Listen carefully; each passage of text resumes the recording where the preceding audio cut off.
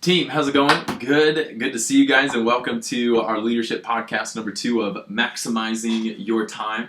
Last week, I pitched this idea to you that how you spend your time will determine how you impact the kingdom of God.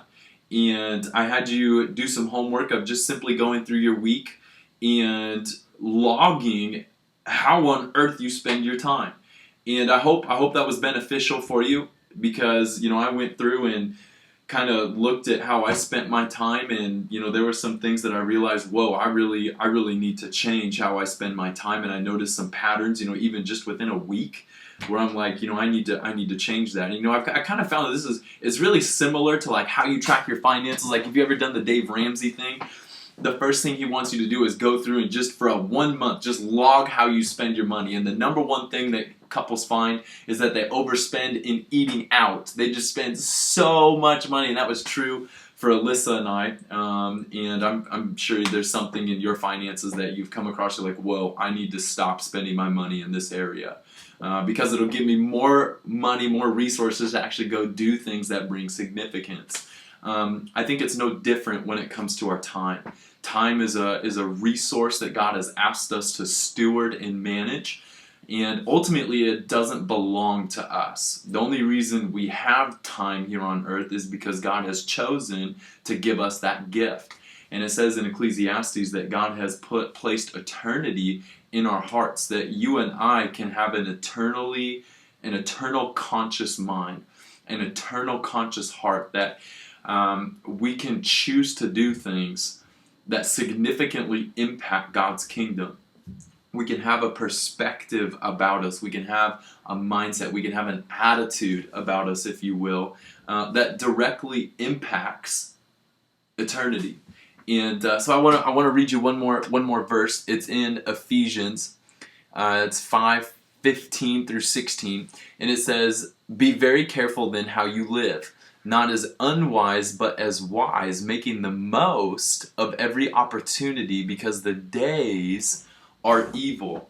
And I'm wondering if you came to the same conclusion I did as you went through your week. As I went through my week, I realized that I wasn't making the most of every opportunity.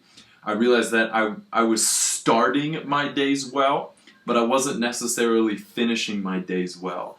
And one of the things we try and even just do here at the office is make sure that we end our office time well. We do something where we end on a high note, so that we have this eager anticipation to, I can't wait to come back to work the next day.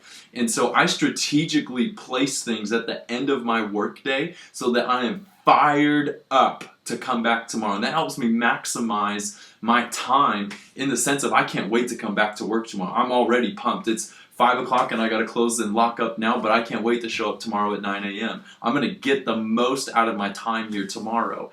And what I found as I was working through my schedule this week is, as I got towards the end of my day, I was seriously vegging out, and I was just checking out, and I wasn't making the most of that opportunity, whether it be, and for the most part, and maybe you can relate to this, maybe you can't, but at the end of my day, I'm vegging out on a TV show. And for me, that does not help my mind shut down. It doesn't help my mind shut off. And so after 3 or 4 episodes, I'm laying in bed. Now I'm wide awake. I can't sleep. I wake up in the morning. I'm groggy. I'm cranky. And I'm already having a bad start to my day. And so I have come to this realization that there is something I need to change in my daily routine if I'm going to maximize my time every day. And so something that I just started doing just a couple days ago, just 2-3 days ago, because this is something I struggle with but I want to get better at, is I've started reading a chapter of a book at the end of my day every day, right before I go to bed. Just something that just encourages me, or just something, a thought that I want to continue to think through, a book that just kind of helping me through a season of life. It isn't always, or it won't always be ministry related. But I've realized that if I'm going to maximize my time, I need to not only start the day well, but I need to finish my day well, so that I go to sleep full, with my tank full, so that when I wake up the next day, man, I'm ready once again to take advantage of every opportunity that God has for me. And I just, watching TV shows wasn't doing it for me. So I have started turning the television off, and just reading a chapter out of a book. And so here's my challenge to you this week is as you look at your schedule and you notice the patterns and you notice habits, ask yourself the question, is what I'm doing significant? Is this helping me maximize my time? Is this helping me take advantage of every opportunity that God is giving me? And that's not to say that you can't veg out every once in a while. Sometimes you need to do that simply to just rest. But as it becomes a pattern, I noticed that it was unhealthy for me. So what is one thing that you can begin to change right now in your weekly routine, in your daily routine, that would help you maximize your time, that would help you make the most of every opportunity, that would help you begin to think of eternity?